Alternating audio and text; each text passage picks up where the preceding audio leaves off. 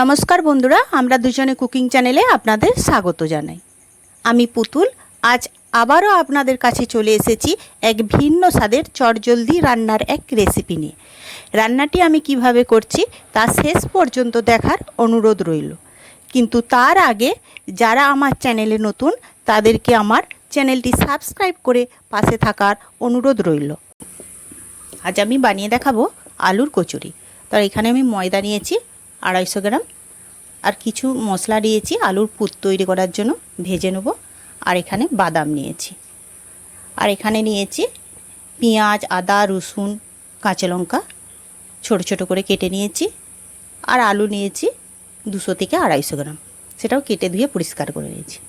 এখানে একটি প্যান নিয়েছি, প্যানের মধ্যে দিয়ে দিচ্ছি শুকনো লঙ্কা 3টে, জোয়ান, ধনে, মেথি, কালো জিরে একসাথে আমি ভেজে নিচ্ছি।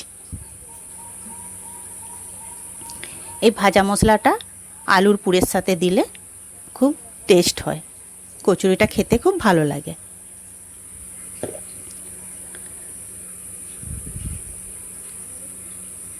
খুব হালকা আঁচে এটা ভেজে নিতে হবে যাতে পুড়ে না যায়, সেই জন্য আমি হালকা আঁচে ভেজে নিচ্ছি। ভাজা হয়ে গেছে। এরপর আমি প্যানের মধ্যে দিয়ে দিচ্ছি 2 চামচ সাদা তেল, আর এখানে আমি কালো জিরে আর জোয়ান একসাথে একটু ঘষে নিয়ে দিয়ে দিচ্ছি ময়দার মধ্যে। এরপর তেলটা গরম হয়ে গেছে, ময়ান দেওয়ার জন্য আমি ময়দার মধ্যে দিয়ে দিলাম। দিয়ে এবার প্যানের মধ্যে দিয়ে দিয়েছি সাদা তেল, এরপর দিলাম বাদাম, দিয়ে বাদামটা আমি ভেজে নিচ্ছি। এরপর এখানে আমার কাঁচা লঙ্কা কুচি করে রেখেছিলাম 2-3টা, সেটা দিয়ে দিলাম। এরপর দিয়ে দিচ্ছি আদা কুচানো, দিয়ে একটু নেড়ে নিচ্ছি। এরপর দিচ্ছি রসুনের কুচো, এরপর দিয়ে দিলাম পেঁয়াজের কুচো, সব একসাথে দিয়ে এবার নেড়ে চেড়ে নিচ্ছি। খুব ভালো করে নেড়ে চেড়ে নিলাম। এরপর আলুটা কেটে যে ধুয়ে টুকরো করে রেখেছিলাম সেটাও দিয়ে দিলাম, দিয়ে এইভাবে আমি নেড়ে নিচ্ছি। এরপর দিয়ে দিচ্ছি হলুদের গুঁড়ো, নুন পরিমাণ মতো, দিয়ে ভালো করে খুব ভালো করে নেড়ে চেড়ে নিতে হবে। ওই তেলের মধ্যে আলুটা আমার ভাজাও হবে অথচ সেদ্ধও হয়ে যাবে। দিয়ে এরপর আমি ঢাকা দিয়ে দেবো, আঁচটা কমিয়ে ঢাকা দিয়ে রেখে দেবো 10 থেকে 15 মিনিটের মধ্যে। এরপর আমি এর ময়দার মধ্যে দিয়ে দিলাম পরিমাণ মতো নুন, চিনি। এবার ভালো করে আমি ময়ানটা দিয়ে দেবো, হাতে করে ঘষে ঘষে আমি ময়ানটা দিয়ে দিচ্ছি। গরম করে যে তেলটা দিয়েছিলাম যাতে খাস্তা হয় সেই জন্য। এরপর জল দিয়ে আমি মেখে নিচ্ছি।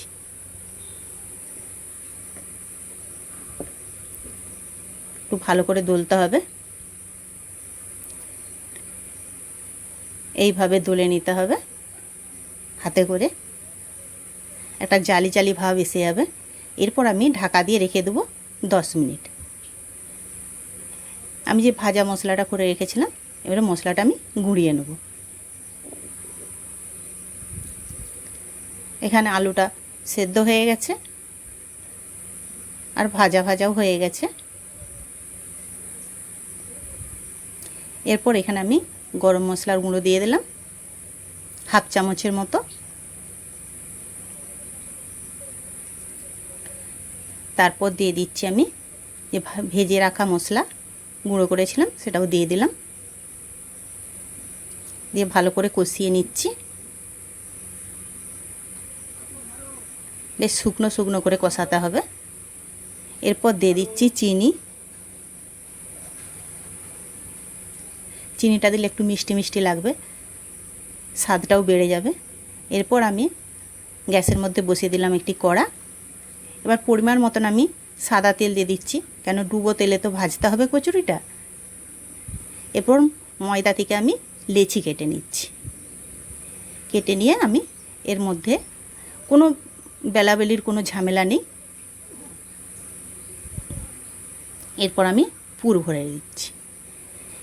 এই যে পুরটা দিয়ে কিভাবে আমি মুড়ছি সেটা একবার ভালো করে দেখে নিন। এই দেখুন সুন্দরভাবে দিয়ে হাতের সাহায্যে আমি বেলেই নিচ্ছি, কোনো বেন্নি লাগছে না। এইভাবে আমি সবকটা রেডি করব। আবার একটা আপনাদেরকে দেখিয়ে দিচ্ছি। এইভাবে রেডি করে নেবেন। আর সবকটা রেডি করে দিয়েছি, এরপর আমি ভেজে নিচ্ছি। তো তেলটা তো আমি আগেই গরম করে রেখেছিলাম, কিন্তু গ্যাসটা কমিয়ে হালকা আঁচে ভাজতে হবে, নাহলে উপরেরটা পুড়ে যাবে, নিচেটা কাঁচা রয়ে যাবে। সেই জন্য হালকা আঁচে ভাজতে হবে, তবে কচুরিটা খাস্তা হবে।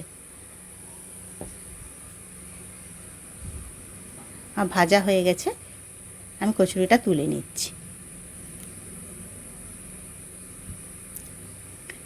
তাহলে বন্ধুরা, কেমন হয়েছে কচুরিটা আপনারা বাড়িতে ঝটপট বানিয়ে ফেলুন আর খেয়ে আমাকে কমেন্টে জানান।